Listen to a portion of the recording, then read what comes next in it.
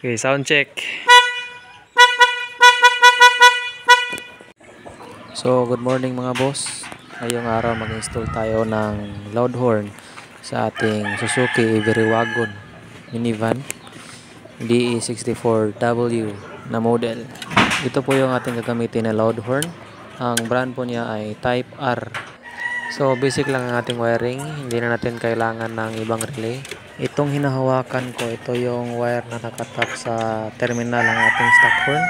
Hugutin lang natin at saka magdugtong ng wire patungo sa ating loud horn. Tapos yung natirang dalawang wire naman po ay ikabit lang natin sa body ground ng ating sasakyan. So in short, yung dalawang wire ikabit lang po natin sa body ground ng ating sasakyan. At yung natirang dalawang wire ay ikabit po natin sa terminal wire ng ating horn. So ito na po yung ating final output. Yan, kung makikita nyo, dyan ko po kinakabit ang ating ground.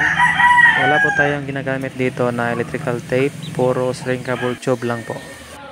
Sa orange app ko lang po yan order, tag 98 pesos, kaya hindi gaano kalakas. Try na natin.